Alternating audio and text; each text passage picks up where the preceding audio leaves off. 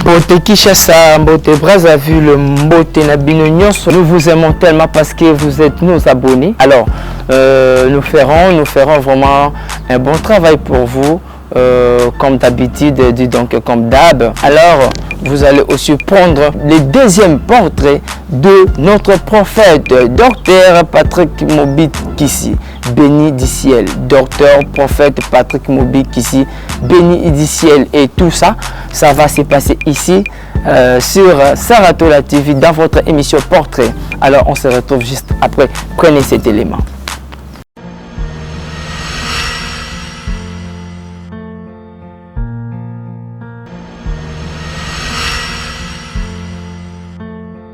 Merci beaucoup. Comme on a ezali, docteur Patrick Bendiciel, le prophète Mobikissi, et représentant légal du ministère Otozobinga, les surnaturels ministries mondiales.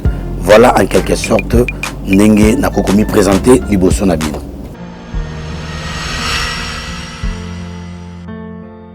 Merci beaucoup. Ministère Nakati Alibumu ya Mama, Nzambe Benga Lokola Jérémie, déjà, tant on a moqué. J'ai exercé déjà le ministère, je priais pour les gens, j'ai chanté déjà. Et puis, en 1998, j'ai commis berger. Là, c'est le pasteur Alain Mongo qui m'installe berger dans Céline Nagombe. Déjà, je commence à exercer le ministère, mais je n'étais pas encore consacré. Vers 2013, je suis consacré comme docteur de la parole de Dieu. Voilà.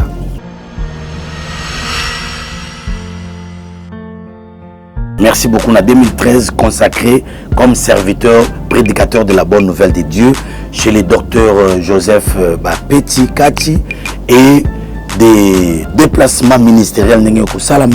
Je me retrouve au sein de la grande communauté et père Église prophétique espoir de la résurrection et par un grand représentant légal Meshak Chilombo et Kuna maître d'association et le docteur de la parole de Dieu et puis vice-représentant légal il y a grande communauté et père où ils allaient partout dans le monde na Brazzaville na Kananga na Tikapa na Mujimai et na Kinshasa ba Céline et Belé. Voilà.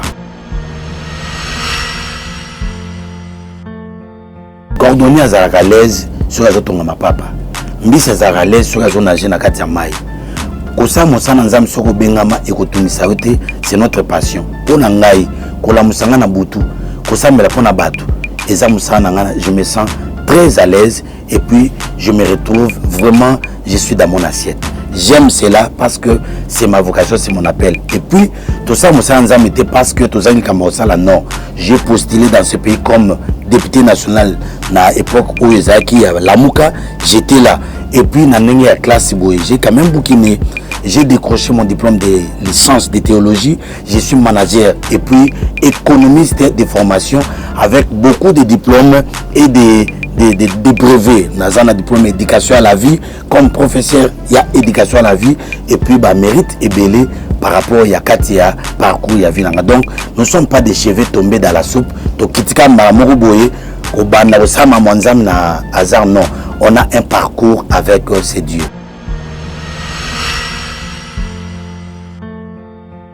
Obstacle tokuta na musala nzambe eza tellement belé avant que nous a exercé ministériel sacerdotal ezaki na ministère où ya koyemba tokuta na marbelé tokuta na ba déception et tokuta na ba difficulté ya kokoluka ba producteur okuluka producteur ba proposer aussi mbakisi okuma magicien et okuma tantôt PD okuma na kati ba loge na bango pona et que no ba produire yo mais to linga ko trahir Jésus Christ wana na côté ya mama musique to kuta na problème ya ko ba œuvre eziki par exemple moko na studio ya Deningonde na ko enregistrer album na ngai liboso soutenu par une grande dame maman Annie Kavira au jour d'aujourd'hui azamo konzi général une grande dame ici dans ce pays où yazaki productrice na ngai et na kei ko sala album wana na van moko na ndaku baye belé kolukanga bato belé pona nini batunga question ozwaki déjà biloko no na studio tant balobi bomba mona comprendre que non studio eziki studio ezika na biloko nanga nyonso tout na ba œuvre nanga na mo nyonso tout. Donc parcours wana eza facilité na yoka na maman na déception. Et puis ba grand problème to kuta nango eza que non ngai na salle qui orchestre nanga na kati église. C'était ma vision, mais na salle orchestre na kati ya église. Alors il y avait une confusion entre question ezaki bo orchestre na eza ya yomoko to eza orchestre église. Parce que orchestre église ezaka église il faut que ça ba moyen et soutenir orchestre wana. Mais moi c'était mon orchestre, ma vision à moi. J'avais préféré d'évoluer dans la maison de mon père spirituel. Voilà conséquence to ba difficulté on ngana ko zwa na kati ya ministère nanga ya koyemba. Et plus tard na kati ya ministère oyo ya côté asiko ko exercer bonne nouvelle de Dieu pour la ministre de la parole de Dieu. On a tout écouté na ba critique ya kofinga. Ba ofinga yo pasteur Azandumba. Ato Zandumba te ba commission Ndumba. Tu es censé ya ko répondre mutunyo tout. Même si tu réponds, mutunyo peut encore péter. Yami balé pasteur Moyibi ya Mabonza. Au monde na mutu oyo ya zofinga Moyibi ya Mabonza. En réalité, après ça rappelle Mabonza te. Lokola neti ndeko moko avant de zo critiquer nga mimi mikolo na internet. Azol ba mingi azol bisa batu keno ndenge zaboye keno ndenge zabo asenga kinga ba mbongo na boyi na lingi sute pour na senga ba mbongo. Or Dieu m'est témoin ndeko na tiko pesa ngata $1 te mais na bondel pour nae na Australie maladie ya barin et sili yemoko a témoigné mais après ni action de grâce ni dîme. Je dis en tant que serviteur de Dieu, l'Éternel m'est témoin, Dieu m'est fidèle. Nzambe na lola yebi vérité oyo ça m'a fait du mal au bondel pour na mutu abiki na maladie ya rein et puis aza y reconnaît ça. Voilà babilo ko tokuta nango mususu ya misato ezali que nos pasteurs magiciens. Magicien pourquoi? Parce qu'on travaille avec les grands maîtres qui est Jésus-Christ de Nazareth, Yehoshua Amashia. Ce qui était possible aux hommes, ezali possible pas naï.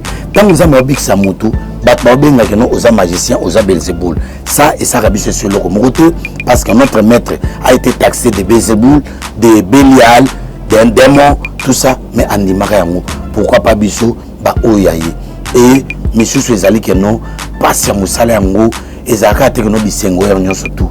Au moins que nous comprenons na piaka, aux angpelo karolia, au tigène boy, au kitagène boy pour zoter le karolia et l'européen zapété.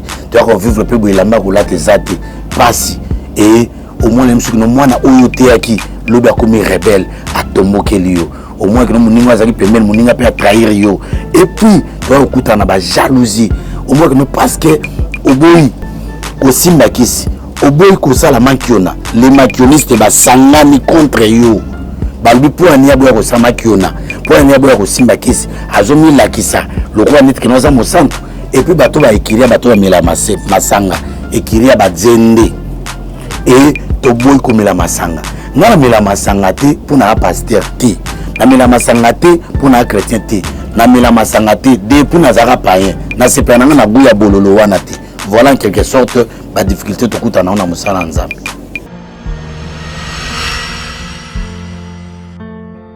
Merci.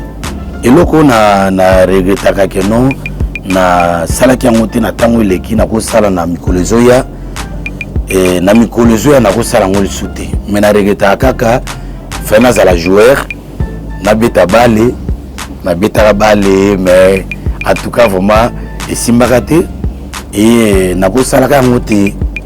Voilà en quelque sorte loko na ko regretter penza te mais na mikolo sima na ko sala ngopete na age pe mango et qui kan évangile et qui kan au théâtre malam na bale en tout cas et simbate. Si c'était à refaire, je psalmodierais toujours Jésus-Christ. J'aimerais toujours Jésus-Christ car c'est celui-là qui est mon berger. Mais si c'était à refaire, Napolinga maman nangai Mendela dette assez quoi. Chaque le 8 mars, tant au bateau le 8 mars, fête des femmes, moi je pleure ma mère, elle m'aimait beaucoup. Si c'était à refaire, c'est cette dame-là, maman, au Kende, au Koufa. Il n'y a pas un entretien entre les vivants et les morts. Mais tel que tu es là, les morts savent que nos ceux qui sont restés, et ça tel. Parce que je connais le mystère de la mort selon la parole de Dieu. Naregitaka ming maman nangai. Naregitaka ming pe papa nangai. Ça qui exige ma casse. Patrick, tu dois étudier. Mais abetanga mbatambala moko kaka pour na redresser ngai. Voilà en quelque sorte, je regrette mes parents que je les ai perdus avant. Et tokoli lokola bilolo ya simandako. Bazo subela yango, bazo nyata yango. Mais ceux qui moulent noki bilolo zokola yango moko. Voilà le mystère de Dieu. Il est la pluie. La Bible dit la pluie ne peut jamais tomber au ciel et puis retourner au ciel sans pourtant qu'elle apporte ses effets. Bah effet nango ezali nini? Ya couper ça du pain à celui qui mange, ya ko arroser ma belle. Voilà quelque sorte o na kokoloba.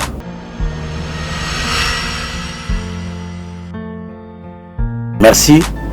Peur nanga ya munene, kobanga nanga munene ezalaka ceux qui natiki Yesu et puis ceux qui na bébisi ministère parce que moni patron yo azope sali cessé.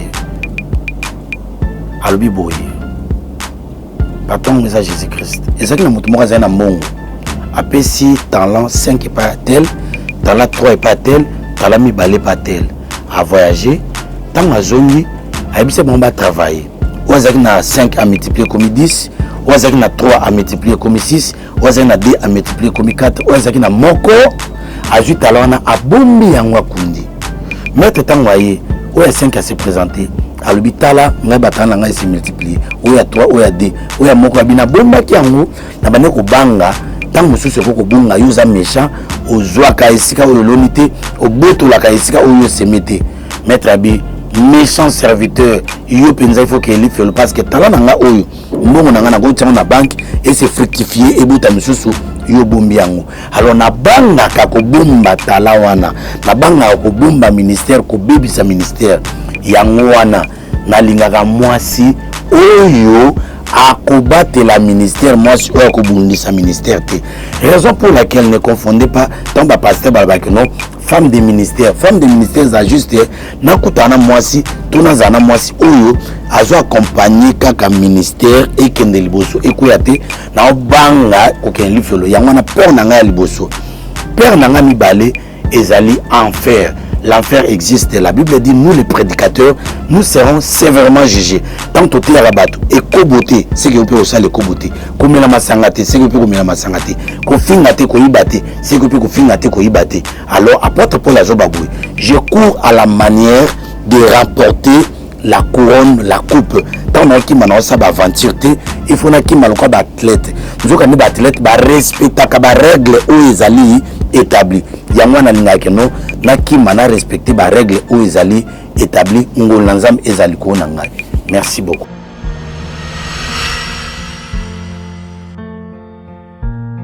Merci par rapport à la question à divorce. Pasteur a divorcé. Ngal a divorcé. Son abali. Il faut moko akunda muninga soit ngana wakunda ye soit ya kuninga soit biso mettre kufinzela moko soit omati toke lola biso mbale enlèvement nzela moko et ça la bien te toté ya bato makama divorce ça mabe yo moko o divorcer non eza malamu te il faut pesa kimia na moto zobala obala une seule fois pour la vie et ça la bien te obali okabwani boboti bana wana tout ça bakende tatu pas moi si tatu pas mobali moi ça zolia na kombo na yo ezara bien te et puis kobala et aka ko faire dengringoler ministère. Voilà en quelque sorte on a kolba en terme ya divorce.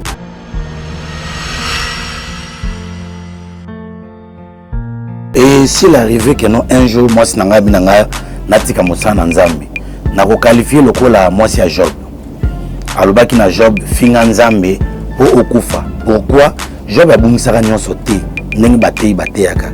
Job abungisaka bana bibwele me abungisa mapango te. Moi so ebaike no soki Job akufi akoteka ba mapango wana akoma na mbongo akozwa mibali mususu. Alors Job ebisaki mwasi ya biboye femme kosala makambo kwa ba insensé te et pas na nzambe tozwaki nyonso et pas na pe nzambe asali que no abuto la biso nyonso tu nzambe ne mutapesaka nzambe ne mutu azongisaka ndio kumona que no Job ayekoloba boye j'ai tant entendu parler de Dieu. Et aujourd'hui, mon œil la vie, mon rédempteur s'élève toujours les derniers. Zambazon, c'est là qui job, il se souffade. Et puis, avec le Sebana, au Bazari, très important.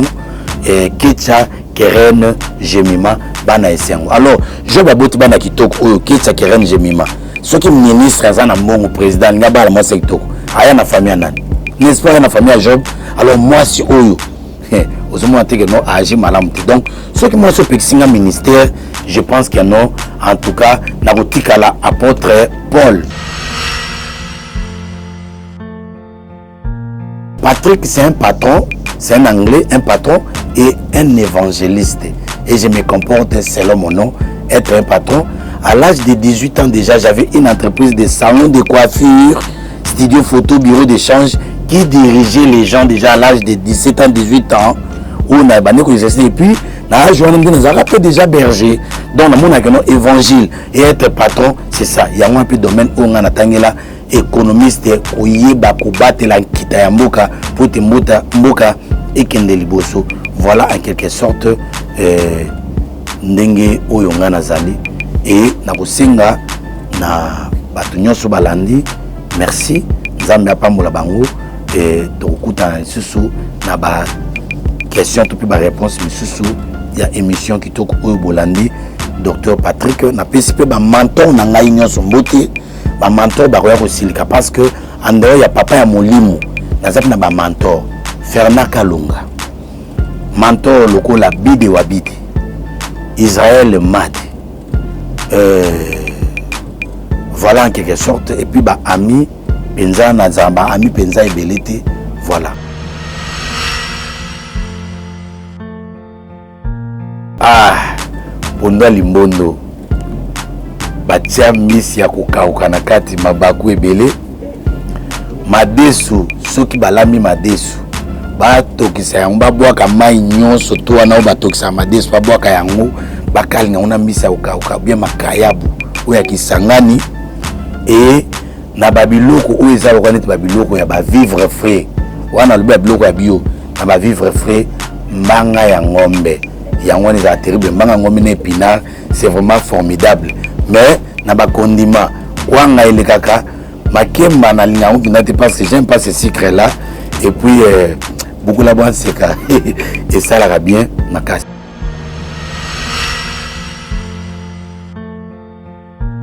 Bible l'Éternel est mon berger, je ne manquerai de rien. Il me fait reposer dans de verts pâtirages.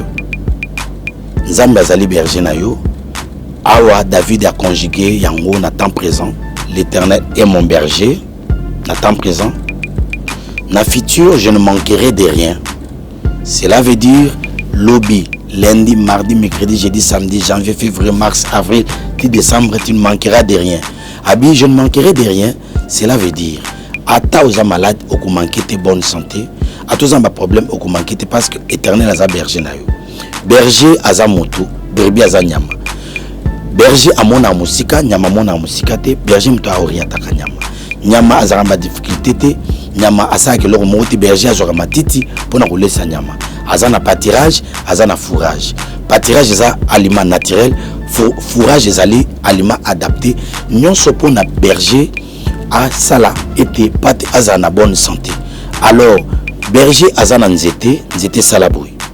Côté à l'écolo, les aboués, côté na ses tout droit, ceux qui partent à Bunginzela, à cause de côté et salaboué, à kokanga pate pour ramener. Nzambe est capable de ramener, même dans des difficultés dans la maladie, comme les Écritures déclarent, l'ange de l'Éternel monte une garde à ce que craint l'Éternel pour les arracher du danger. Et puis, côté à Batombo ezali, ceux qui partent à Ngabunga, berger à bétailler pour te azonga nanzela. Ceux qui nzambe abeti pour zonga nanzela, ezate no azo humilier yo. Ceux qui nzambe abeti yo pour zonga nanzela, ezate no atiki yo. Mais ezali juste un moyen pour alingaka yo, azotali sobolingo, ok na mabete, c'est ça l'amour du Père. J'annonce l'amour de Dieu, l'amour du Créateur. Que l'Éternel vous bénisse. Nzambe apambola bino. Mbola oyo ezala mbola succès pour nabino bandako nabino epambolama ba entreprise nabino epambolama apambola mokonzi mboka apambola ba congolais puis ba to moindo ou bazali bisika sur na mokili. Jésus Christ revient bientôt. Tambo na kobanga nzambe na vie ya sanctification. Merci. C'était ça mon conseil spirituel. Je ne sais pas si on a bonne de la pona batou, si vous me permettez. Merci.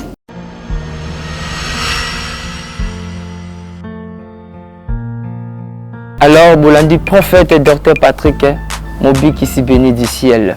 Alors, n'hésitez pas de nous appeler. On va vous faire un bon portrait. Alors, n'hésitez pas, appelez-nous.